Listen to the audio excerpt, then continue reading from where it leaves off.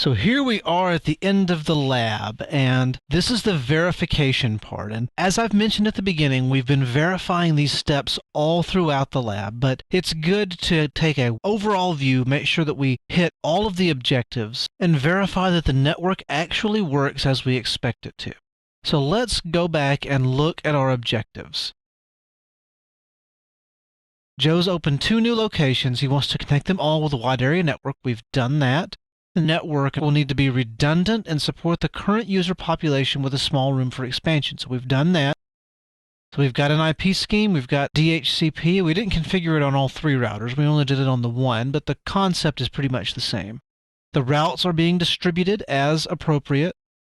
We've configured NAT for the internet, and now we're going to verify that it all works. So you see that we went into this particular workstation. We verified we can ping out to the internet.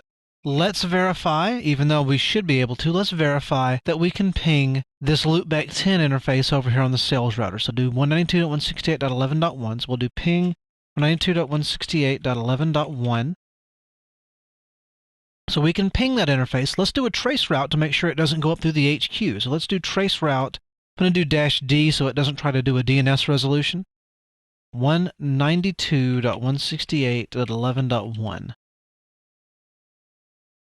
So you see it only goes through 2 hops, the 12 and 11, so obviously it goes the correct way. So it looks like everything works like it's supposed to. Now let's break the network and verify one of our objectives, which is to make sure that the network is actually redundant. So as I've mentioned, this works very well. If you want to get from the R&D department over to sales, it goes across this link. If you want to get from sales to HQ, it goes up through this way. What happens if we kill the link between HQ and sales? So we'll go into the sales router and we will just shut down serial interface 0/0. And we'll see what effect that has on the HQ and the R&D router. So we'll do config T, interface serial 0/0, and we'll just do shut. And we'll see the interface go down. We should see the interface go down on the HQ side as well after just a few seconds. And there goes our indicator. So we see that line protocol on serial interface 00 changed state to down. So the line protocol is down because we shut down the entire interface. We could have changed the encapsulation type and shut down the logical side of the interface and left the physical side up. But now let's go over here to the R&D router and let's see if any routes have changed. So we'll do show IP route. We still have our gateway of last resort at 192.168.14.1. And it can still get to the sales router because, again, this redundant link down here along the bottom is still active. It's just this link that's gone away. So let's look over on the sales router and see what routes are over here on the sales. So if we do show IP route, we notice that our gateway of last resort is now 192.168.15.2. That route is learned over serial 01, which is the link to the R&D router. In fact, all of our routes are now being learned over serial 01, even though some of them are further away, like to get up to the HQ is further away. But that's as designed because it has to go through the R&D router and then up to HQ. And we can verify this by doing a trace route from the sales router. We actually want to do the router down here, not the workstation. So we can actually do trace to 172.18.4.10. And you see it goes through 3 routers before it gets there instead of just going through 2 because it has to take this extra hop through R&D. Now this is where I mentioned that the static routes wouldn't help us. If the static route for the gateway of last resort or for the default route was set to this interface on the HQ router, we would not have any internet access. Again, we'd be able to get up to the HQ, but we couldn't NAT out because all the traffic would be trying to go this way and that link's just not available.